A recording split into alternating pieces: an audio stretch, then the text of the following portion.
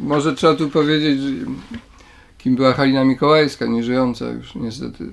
Była wielką aktorką, bardzo w Polsce znaną i podziwianą. Wtedy chyba wszyscy wiedzieli, kto to jest Halina Mikołajska, i ona jako jedna z pierwszych związała się właśnie z opozycją. I dzisiaj, no niestety, aktorzy są najszybciej zapominani, więc pewnie dzisiaj mało kto pamięta. Poza starszym pokoleniem oczywiście.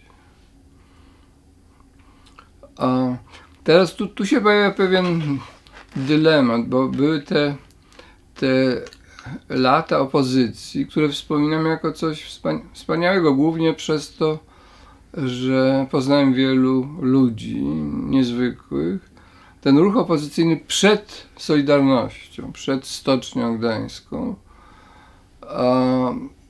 cechował się tym, że znaczy zapewne także, z tym, że już wtedy byłem głównie za granicą, ale te późne lata 70. to był tak wielki festiwal przyjaźni, dlatego że w tym ruchu opozycyjnym spotykało się studentów, profesorów, robotników, ludzi z różnych warstw społecznych i było bardzo dużo nowych przyjaźni, nowych spotkań. To pamiętam jako takie niezwykłe ożywienie życia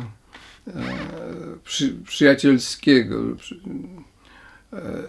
A jednocześnie dla mnie to był pewien kłopot w sensie pisania, dlatego że ten ruch opozycyjny oczywiście niczego nie żądał, ale było takie milczące oczekiwanie, że jeśli jesteś poetą, przyłączyłeś się do nas, to będziesz pisał wiersze opozycyjne, polityczne.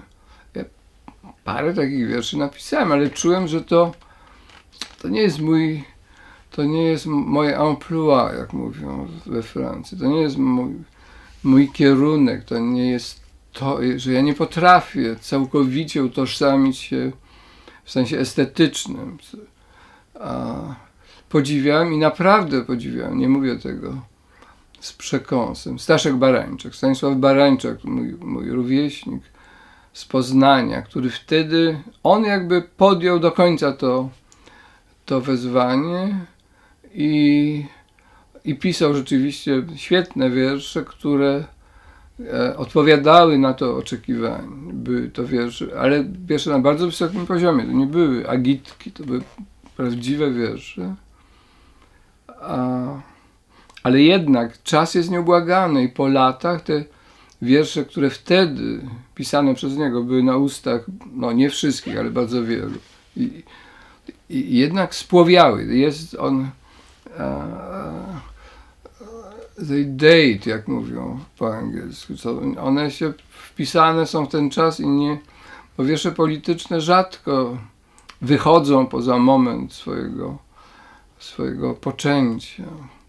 A ja właśnie nie dlatego, żebym chciał pisać wiersze wieczne, bo w ogóle o tym jeszcze nie myślałem, czy nie myślałem wcale, ale czułem, że to nie jest dla mnie. I trochę się dusiłem. Znaczy, z jednej strony byłem zachwycony tym ruchem i entuzjastycznie w nim uczestniczyłem, a z drugiej strony dusiłem się jako poeta, bo wiedziałem, że nie potrafię zaspokoić tych oczekiwań. I wtedy dostałem zaproszenie do Berlina Zachodniego na roczne stypendium. I w zasadzie nie powinienem był tego akceptować, gdybym był tak porządnym opozycjonistą, który rozumie swoje obowiązki, że jego miejsce jest tutaj, że tu powinienem zostać i dalej.